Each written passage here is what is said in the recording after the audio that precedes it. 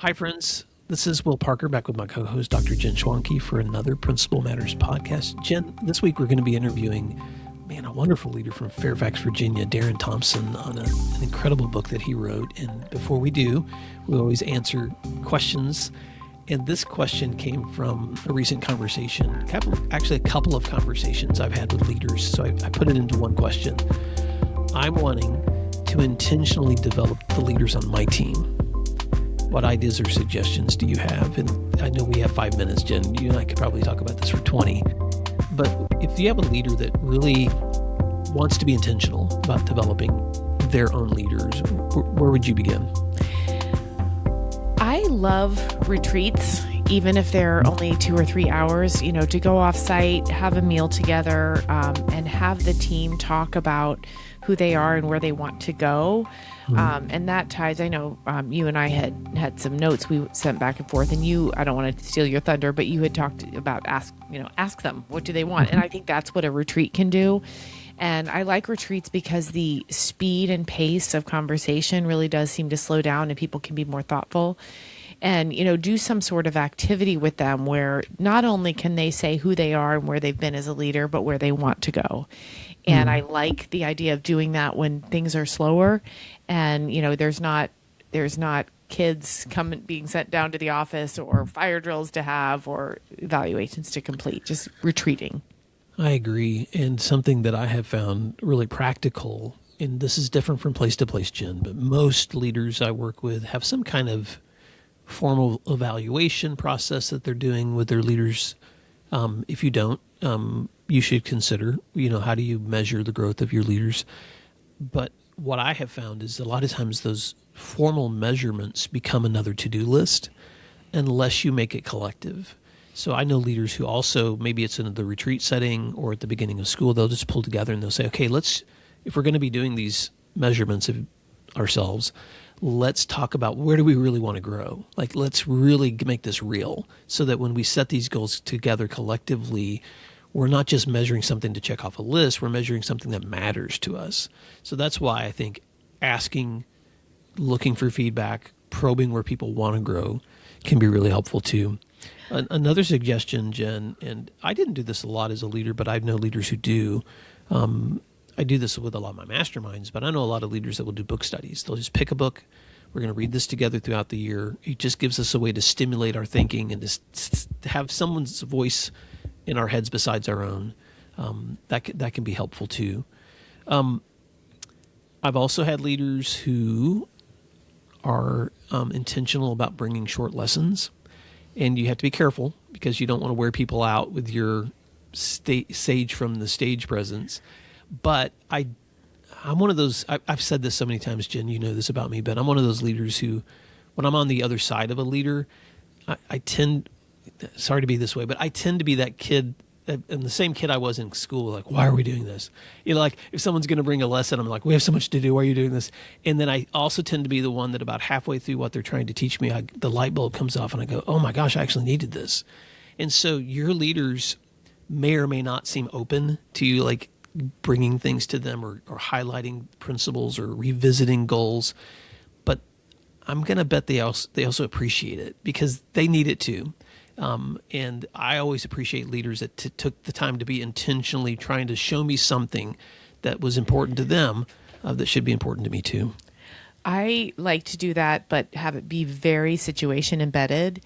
So anybody I've ever mentored, I would, once a decision had been made, I would say, okay, I want to tell you what my thought process was and why I did it this way. And then I really want you to tell me if you would have done the same thing or if you were sitting there thinking, oh, I wish she'd do something else. And then through that talking and reflecting, then you know how to do something with it next time. The word I made up about that is proactive reflection. I love that. I'm going to write a piece about that pretty soon, but just that proflection piece of mentorship. Oh my gosh, Jen. So yesterday I was doing some PD with, it was a rural district and it was a staff PD. They won't mind if I say Wilson Public Schools invited me down. And this is a very rural district. So you can get all of their staff in the big, meeting room together. And so they were just so passionate and so engaged. But when I got to the end of the time that we had together, before I did my final content, I just stopped. And I wish I had known that word, because I just said, hey, I just want to stop and reflect. You're all teachers, you're all educators, everybody in here, no matter what your title is now. Let's talk about what happened today, Right, that reflects engaged learning. And it's so cool, because when you have to stop in the moment and they go, oh, we set Right. goals. We were collaborative. We paired and shared. We rotated ideas. We accepted each other's feedback with open. That's perflection. I'm stealing that word. Jan, I can't wait for that post. I will add one other thing for leaders that want to be intentional about developing their teams. In this is all situational, Jen, but you and I both work with teams who bring us in to help develop, because sometimes bringing someone in from the outside gives a voice into the room that's different from the room, but might resonate with the values that you really share. And this person's voice is going to bring that value in a way that people are going to listen to it differently. And so whether that's in person, whether that's virtual, sometimes bringing a friend in or another leader in or someone else's experience in can be helpful too. You may want to make a list of like some, a few experienced leaders that, man, they learn the ropes that you could have invite to do a drop in, or invite to just share a few things, or Right. invite to the very end of the meeting or whatever. So those are just some ideas, Jen. I know Q&As are only 5 minutes, but anything else you want to add? No, I think that's a great way to start. And I would say, if you're looking to grow leaders, give yourself time. Nobody learned everything in 1 year, 2 years, even 10 years. So just be a good mentor, and don't think that there's ever going to be a finished product. Well, Principal Matters listeners, if you have other ideas that you'd like to share with us on intentionally building the leadership of your teams, then please let us know. You can reach us at my email address at will@williamdparker.com. And Jen, how can they stay connected with you? Yep, they can find me on my website, jenschwanke.com. Well, I know you're going to love this conversation on the Cornerstones of Effective Schools with Dr. Darin Thompson. And until next time, thanks for doing what matters. Let's take a moment to thank our sponsors, and then we'll be right back. Over 1 million teachers use IXL in their classrooms every day for one reason. They love it. Why? IXL is where the magic happens. With just one platform, teachers can personalize learning for every student. IXL gives teachers all the tools they need to enhance and differentiate instruction without adding work to their plates. Plus, IXL has decades of expertise and has proven to be effective. Studies on more than 70,000 schools across nearly 50 states show that those who use IXL outperform others on state tests. Ready to bring the magic to your school? Visit ixl.com/PM to learn more. Support for Principal Matters comes from DigiCoach and its walkthrough tool. When Kathleen Beckham was a district director, she would walk through classrooms and see teachers engaging students in learning or observe elements missing in instruction. Her biggest challenge was finding the time to give those teachers meaningful and helpful feedback they would value as coaching and not correction. In the past, Kathleen spent hours in follow-up email exchanges after informal walkthroughs. That all changed when she discovered DigiCoach. She now had a tool that could help her send immediate feedback from her phone or tablet. DigiCoach is a fully customizable tool created by school leaders for school leaders to not only collect walkthrough data, but also ensure every teacher receives ongoing support, feedback, and coaching. It features thousands of pre-written research-based commendations and coaching tips that can be included along with your own observation comments and follow-up email, ensuring all teachers receive effective and timely support. Are you ready to make the most of your walkthroughs with a tool that saves you time and enhances meaningful feedback to your teachers? Go to digicoach.com to learn more and tell them that Principal Matters recommended you check them out. That's digicoach.com. You're listening to Principal Matters, the School Leaders Podcast. Principal Matters Podcast, episode 513. Hi, friends. This is Will Parker, host of Principal Matters, the School Leaders Podcast, where each week we bring you inspiring, innovative, and imaginative ideas for your own school leadership. And this week, we're going to be talking about the cornerstones of effective schools with my special guest, Dr. Darin Thompson. Darin A. Thompson, PhD, is a veteran K-12 leader from Fairfax, Virginia, with nearly 20 years of experience and founder of Pivotal Leaders Group, time Outstanding Principal of the Year semifinalist within his region. Dr. Thompson has led transformative school improvement efforts across multiple school divisions, resulting in double-digit gains in student outcomes and significant reductions in achievement gaps for historically underserved populations. A regular presenter at conferences with NAESP and NASSP and Making Schools Work, as well as the Virginia Alliance of Black School Educators. Dr. Thompson has contributed to Education Week, the Journal of Urban Learning, Teaching, and Research, and he's the author of the new book, The Four Cornerstones of Effective Schools, published with Solution Tree. He's also a proud member of Kappa Alpha Psi Fraternity. Dr. Thompson, if anyone knew how hard it was for you and I to get this recording going, they'd be wondering if either one of us really has a degree. But welcome to Principal Matters Podcast. Why don't you fill in the gaps on that intro and tell listeners something they may be surprised to know about you? Oh yeah, awesome, awesome. Thank you. Well, you know, after hearing all of that, it takes me back to, thinking about the fact that being an educator was not my original plan. That Mm-hmm. was not the trajectory. I originally wanted to be an attorney, then that turned into me wanting to be a financial planner.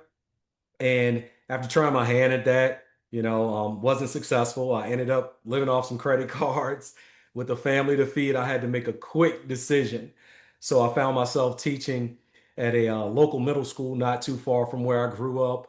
And, the moment I stepped foot into the classroom, I was like, this is it.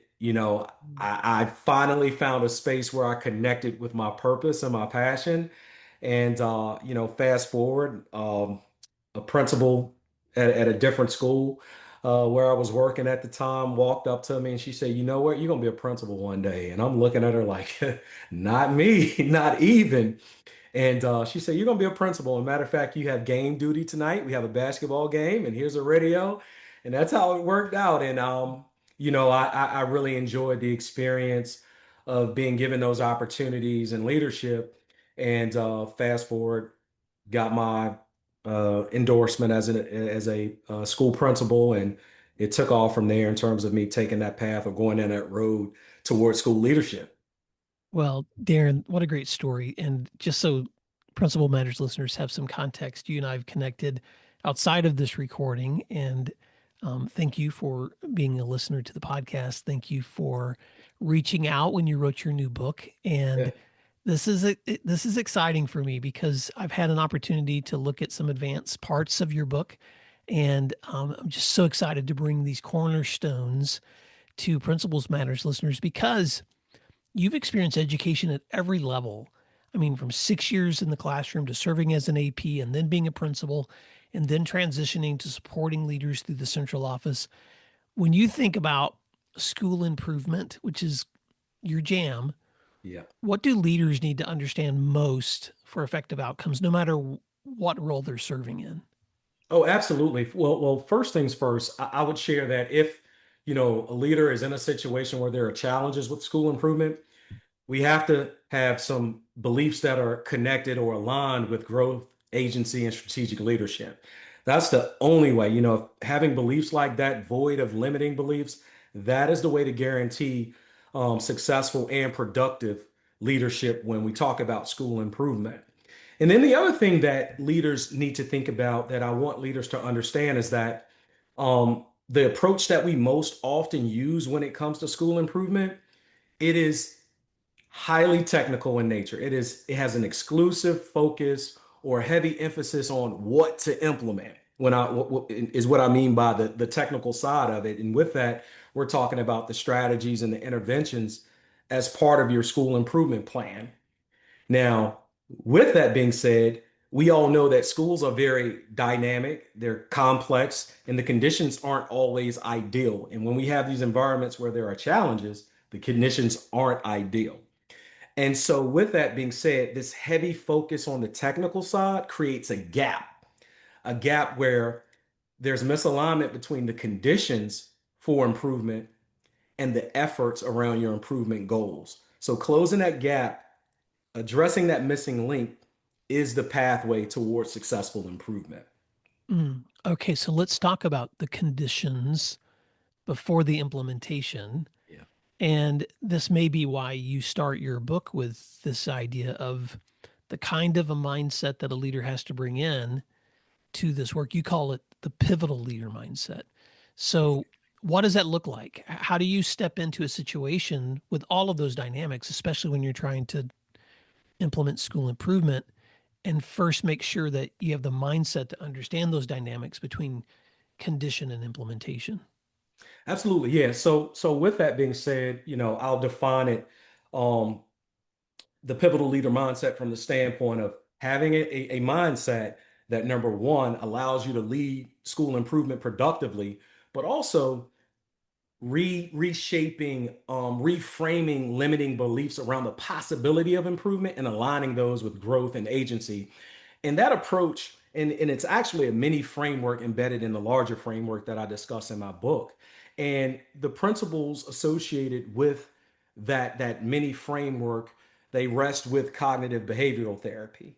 And it's all about reframing by way of identifying limiting beliefs, then challenging those beliefs. If they aren't absolute, and if you can make some adjustments, make some tweaks, and that reality changes, then you can be in a position to now reshape those beliefs. And having that mindset, having beliefs that are growth oriented, again, allow you to lead productively, because I always say this: you bring about what you think about. It's the law of attraction. If you have limiting beliefs, you will have limited results. And so that's the key, or the drive behind the pivotal leader mindset, and why it's so important, because we have to make sure that we're identifying and we're addressing and reforming, reshaping those limiting beliefs. Okay, so let me sit there because I'm going to dig into this for a minute and I may go off script because I'm curious. When I think about reframing limiting beliefs, the first challenge I have to address is I may not even be aware of my own limiting beliefs. And until I'm made aware of my limiting beliefs, I can't even begin to address reshaping them. That's right. So let's back up, Darin. And I want you to be really specific with listeners. Give some examples of the kinds of limiting beliefs you've confronted in your own leadership, but also within the people that you're trying to lead, and how you were able to reshape and reframe that belief. Absolutely, precisely. So one of the things that, when we have challenges with school improvement, there's going to be pressure, right? You're going to get pressure from the state. You're going to get pressure from your school division. You're going to get pressure from your supervisor. And also there's going to be criticism from families about low test scores, right? And so with that criticism and pressure, it creates doubt. And so the types of limiting beliefs that will start to surface as the leader, you begin to think that I'm not capable of leading improvement, or improvement isn't possible in my school. Or you start to look outside and you start thinking that my staff don't care. They don't have the ability. And with those things, right away, we can start to shatter some of those limiting beliefs. When we talk about the fact that my staff just don't have what it takes, then we have to ask ourselves, have we built capacity? Have we focused on providing teachers? Have we provided focusing on, or excuse me, have we focused on providing our staff with everything that they need to be successful? If we start to think that I'm incapable of leading improvement as the leader, as the principal, we have to ask, well, what evidence do I have? Outside of the fact that it's challenging right now, it's a challenge and I don't have all the pieces in place for successful improvement. What is the evidence? And if we don't have any concrete evidence and there are no absolutes, then we can begin to shift and start identifying tweaks and changes in terms of how we approach school improvement, and then reframe those beliefs. Mm. Okay, what I appreciate about that answer is this is not a actionless optimism. You're stepping into these situations and you're asking, okay, based on the pressures that we're getting in whatever situation I'm trying to improve, whether that's from the state or the school district or the families, when I hear myself thinking, I'm not sure I can do this, or I don't know if my teachers really care enough to do this, the deeper question to ask is, what skills and capacity need to be developed in order for us to do this. And so you refocus your attention back on the actions necessary to lead to the outcomes that you want. And Darin, I just said that in a 1 minute summary, but you and I both know that doing that is a lot harder than what I just said. And Absolutely. so the other thing that I appreciate about your book is that you take these pillars, the mindset is first, but then you talk about both constructive school culture and building staff capacity. So when leaders are trying to improve their culture and instruction, what are some practical moves you've seen that make the biggest difference in those areas? When we look at culture, when we look at focusing on culture, we have to make sure that the culture supports success.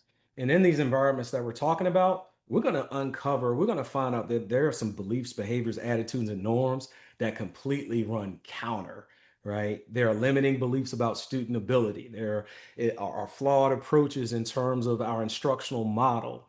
And with that culture piece, and this borrows, and like I said, I think I mentioned this earlier, that the larger framework has these many frameworks embedded within it to strengthen things like leadership mindset, school culture, staff capacity, and collaboration. But going back to that piece about school culture, borrowing upon Anthony Muhammad's work, I leaned heavily in the book and in my practice into leveraging support and accountability the right way in a fashion so that we can in turn address what I call low traction cultures or subcultures. And some of these low traction subcultures surface as complacency, where there's no desire or aspiration around innovation.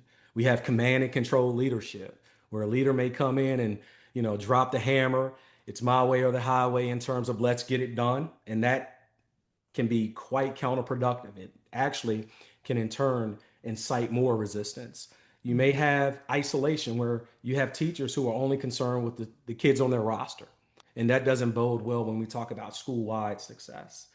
You may have cliques where you have veteran leaders at the helm and they're influencing some of these novice teachers in terms of undermining the efforts, you know, and not saying that anybody in my experience is just brutally malicious in that regard. It's just that this is the way that culture has evolved. It has become the norm in terms of how we do business.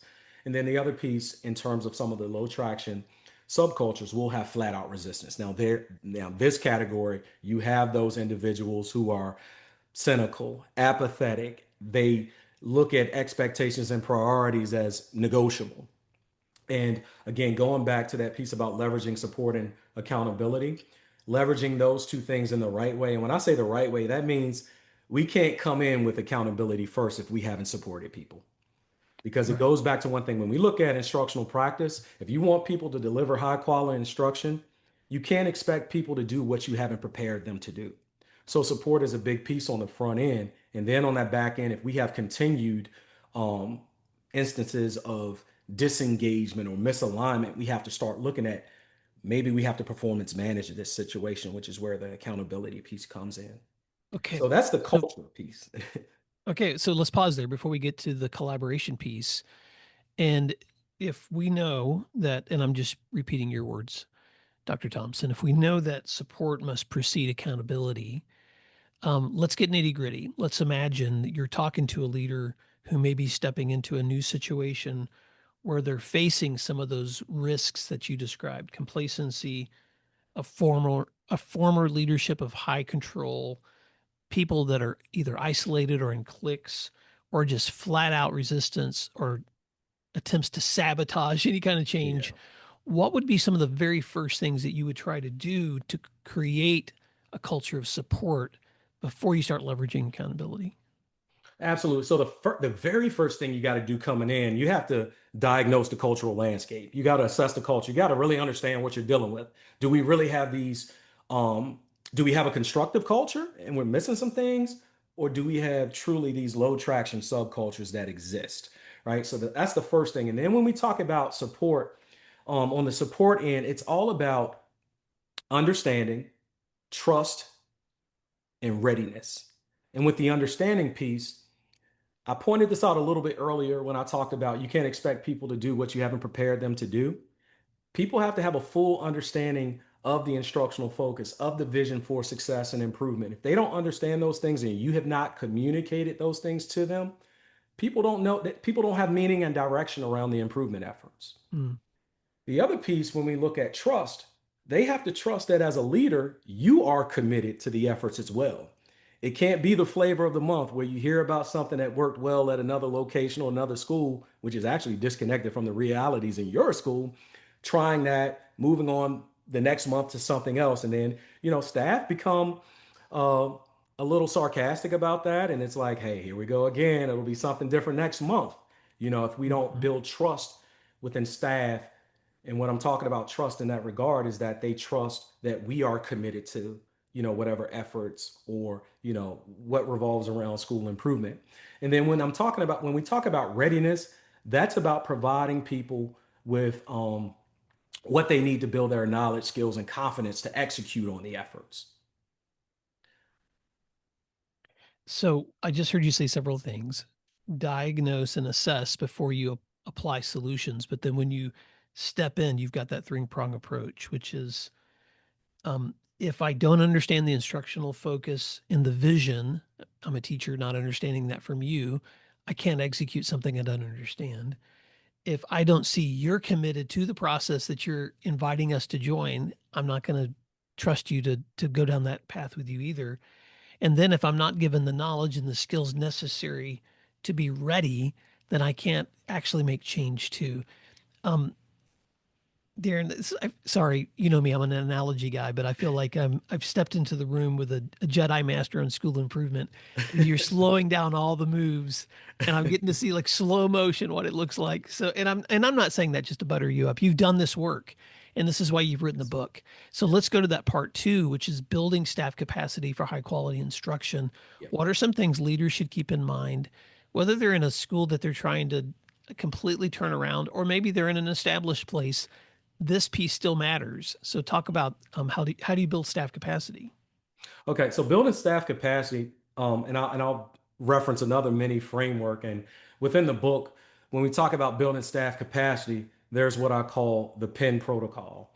And that PIN protocol, what that does is it focuses on helping leaders, number one, establish that clear and strong instructional focus and vision.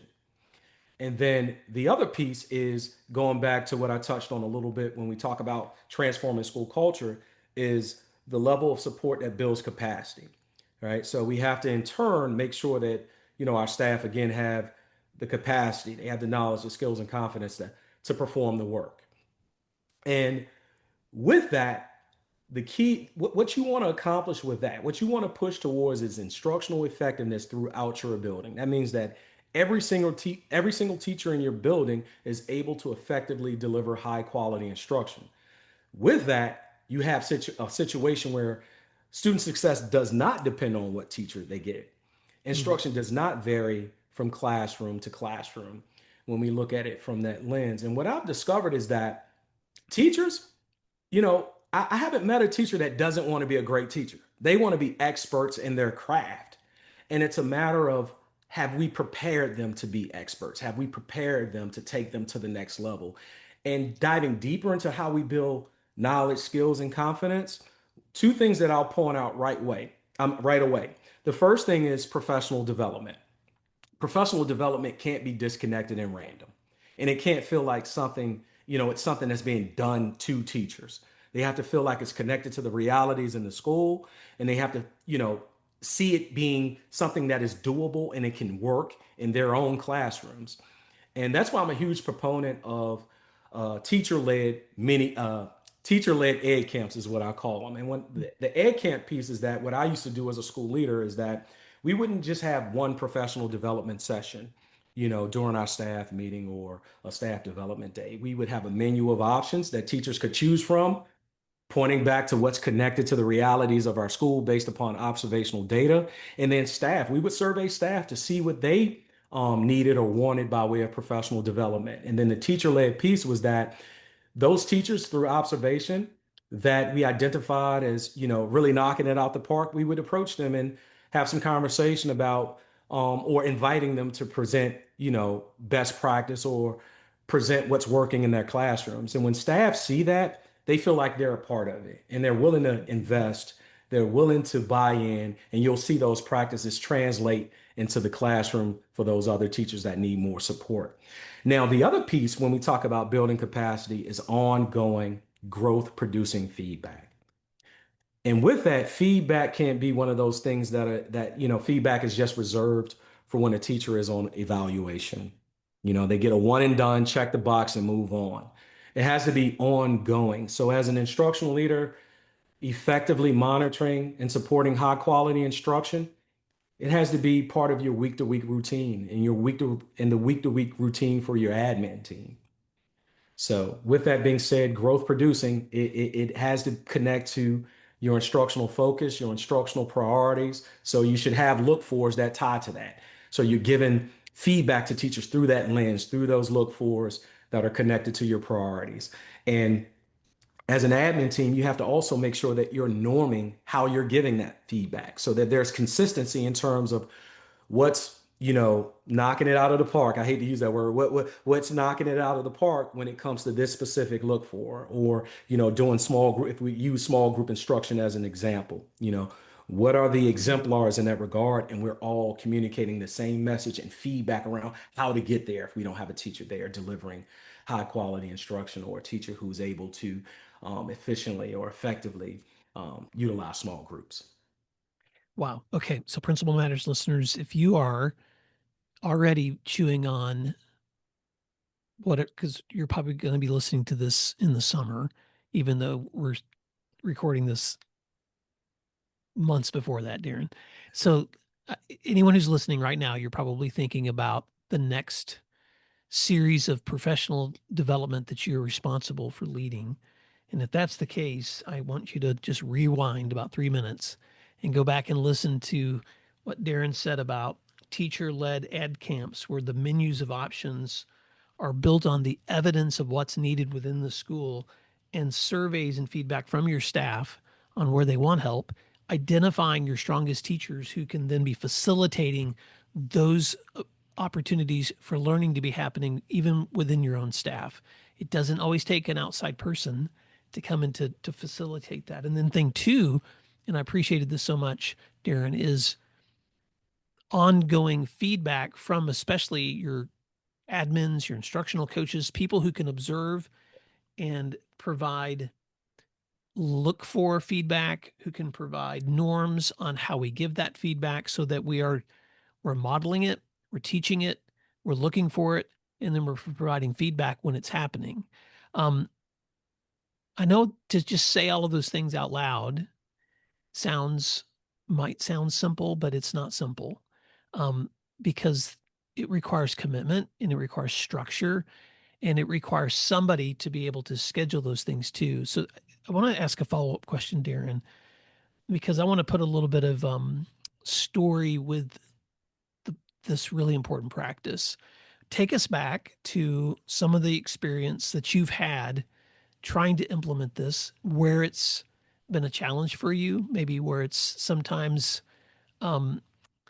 pushed back hard on you, but then where you've been able to see it turn a corner. Okay, yeah.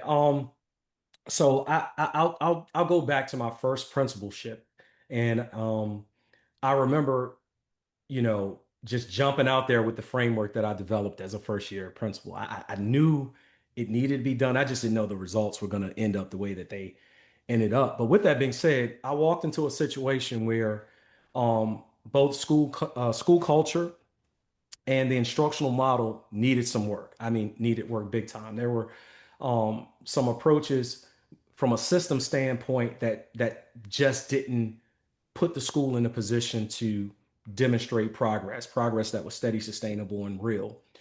So for me, it was having to establish that, or let me say it like this: it required that I establish meaning and direction, and I was very clear about the meaning and direction. Everything that I did in terms of focus, priorities, everything that I did by way of how we leverage funding and additional resources, I demonstrated to staff that those things were committed, or I was committing those things to that focus.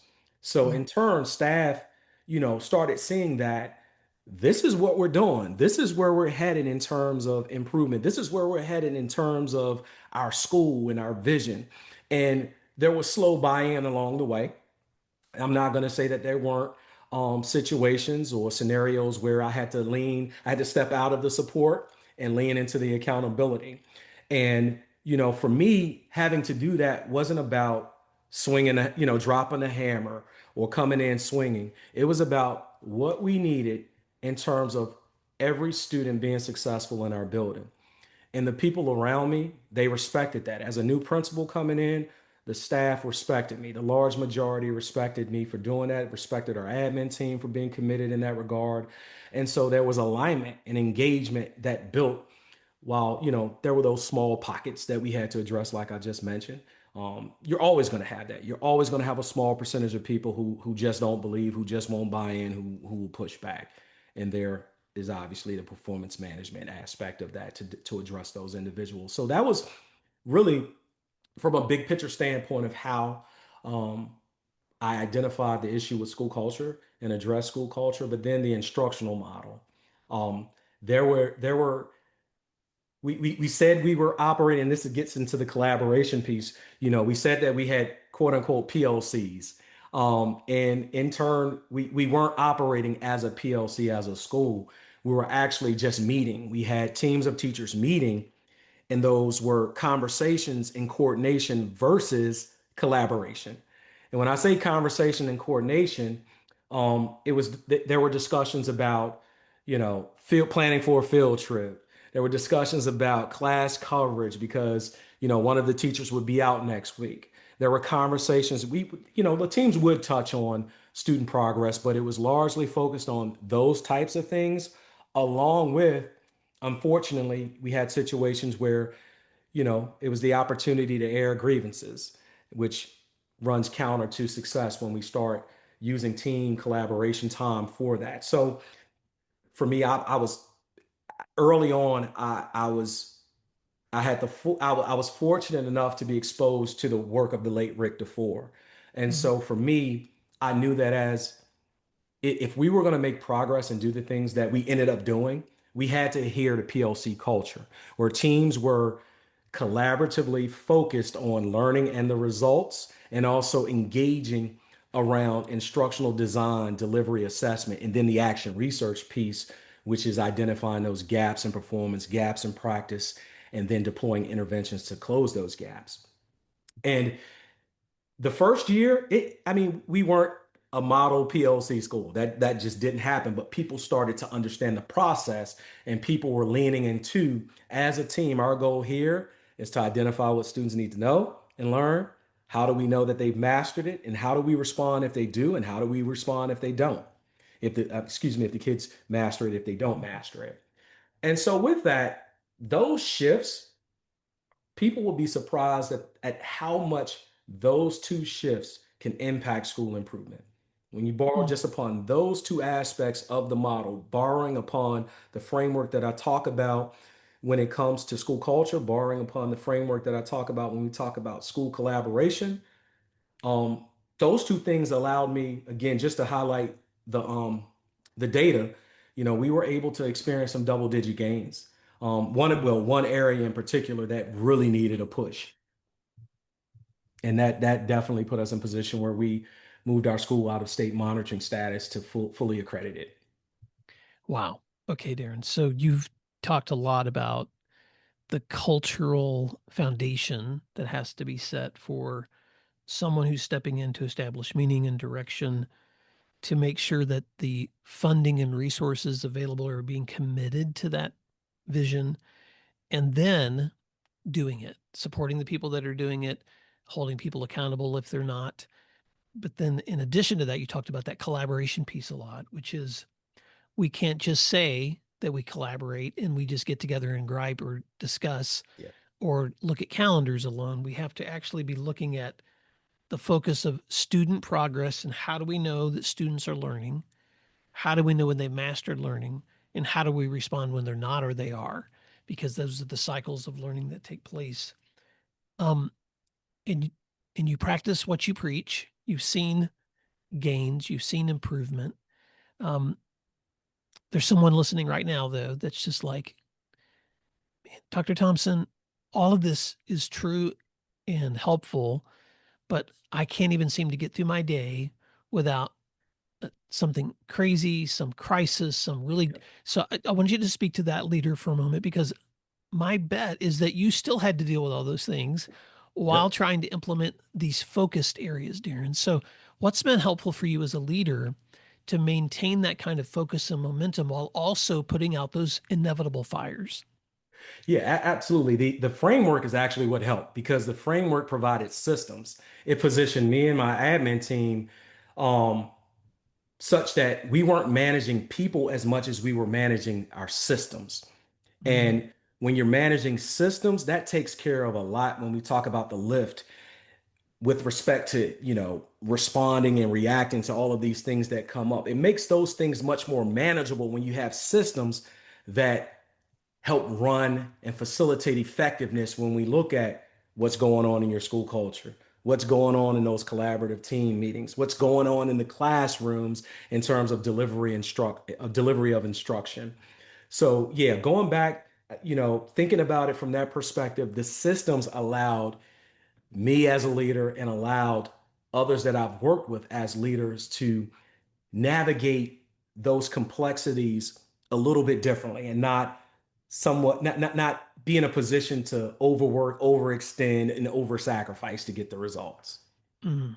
Okay, that was a very quick answer to something that's a very deep practice challenge for most leaders. And so, let me do the will thing and say what I think I just heard you say, which is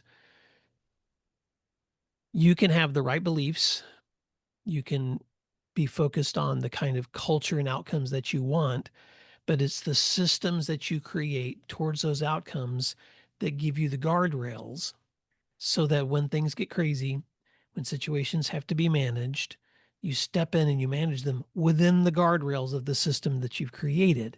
And so if all you do is spend your time managing behavioral norms outside of the construct of the framework, then it's kind of I'm such a broken record for listeners, and so I apologize, but I just have to say what I've seen happen in practice, Darin, and what I hear you saying too. But the research shows that when leaders and teachers provide high expectations on the one hand, high support on the other, they see better outcomes. Yep.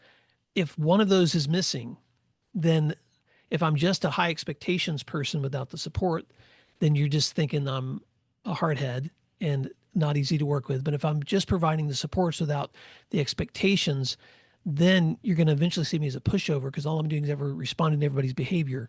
And so you have to have both of those things to be present at the same time so that when you're managing really difficult situations, I call it the switch your focus. You're able to switch your focus back to why are we here? It's almost like I've been watching a lot of basketball this time of the year. So you know how it is when coaches are in the middle of a really hard game and and teams are really competitive. Maybe they're back and forth, sharing who's leading.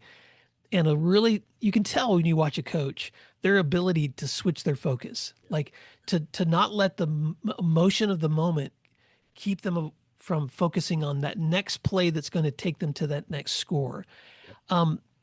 So I know we need to wrap up soon, but I want to just stay here because now you're in a role where you're supporting leaders doing so much of the work that you did for years. And so even as you're supporting leaders, this is such a hard question. What are some things you would say back to the old Dr. Thompson now that you're in that role that maybe you wish you had thought about when you were in that practicing role? Yeah, I wish I would have had the discovery or that epiphany a lot earlier in my career because I share with people that, I was at a point early on being a part of the school improvement team as a teacher leader where I contemplated walking away from education altogether because it Mm-hmm. was so difficult in terms of being able to achieve the success or make progress the way we wanted to. And with that being said, you know, not having the knowledge or access to the information that, hey, if we just put these systems in place, if we have the conditions that complement the efforts, we're going to be okay if we just manage that system and stay true to the system. And had I known that a lot earlier, it would have saved me 8 years of frustration because it was an 8-year journey to discover how to do this work.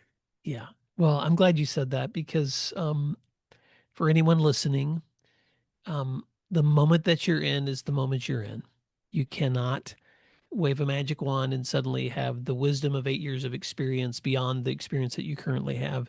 And I know that we have listeners, Darin, who are both brand new stepping into this work. We also have veteran leaders who listen to this podcast too, that keep finding inspiration for that long-term investment. And so as we're wrapping up, I want you to be able to tell listeners how can they stay connected with your resources, but I also want you just to speak to those leaders as we're wrapping up. What's some advice that you would have them to hold on to that's important for them to remember in this work that they're doing every day? First thing I'll tell them is that successful improvement is possible. It's doable, right? We just got to align the conditions for improvement with the efforts around your improvement goals, and the way that we do that is focusing on strengthening beliefs, relationships, skills, and accountability. And the framework that I reference in my book is a surefire way of addressing those things. And then the other thing is this. I would share with leaders that aside from the fact that improvement is possible, it's doable, it's something that you can accomplish. I would say that it can be done without sacrificing your peace. You can lead with impact without relying on heroics, because in my experience, heroics only lead to burnout instead of progress. So this thing that we call school improvement can be done despite where we see, math, reading, and science scores trending when we look at PISA, when we look at NAEP, when we look at, state to state data. It is possible. We just have to adjust our approach, and you can do it without sacrificing your peace. So much wisdom. How can leaders find your new book and how can they stay connected with you? Yeah, the book is available for pre-order right now.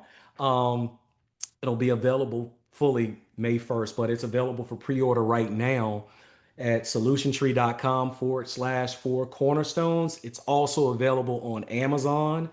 And for anyone who wants to stay connected to me, you can connect with me on my website at drdarinthompson.com, and it's Dr. Darin Thompson versus DOCTOR. And that's my handle as well on Instagram and YouTube at Dr. Darin Thompson. I'm on LinkedIn under my name, Dr. Darin Thompson. So you can find me on those platforms. And again, you can find the book you can purchase or pre-order the book through Solution Tree or on Amazon.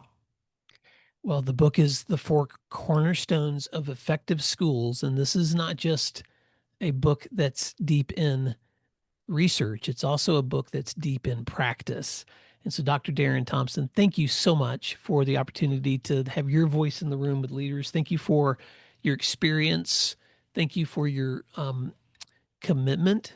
Thank you for reminding leaders that impact can happen without sacrificing their peace. And Principal Matters listeners, I also just want to encourage you, if you're in a place where you're like, man, I need someone who's walked this road of school transformation, school turnaround, school improvement, who can come in and really rally my staff or really help my leaders, reach out to Dr. Darin Thompson. I'll put all of his links in the show notes.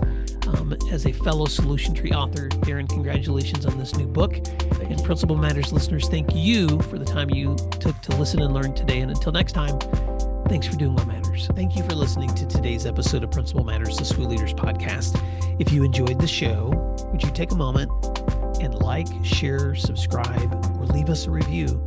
In fact, if you share it out with a friend, even more people can become a part of these conversations. Sign up for our newsletter at williamdparker.com for even more free resources. And don't forget to check out our website to learn more about our books, professional development offerings, Grow Academies, masterminds, executive coaching, and keynote presentations. Wow, let's keep learning together. And thank you for doing what matters. Principal Matters.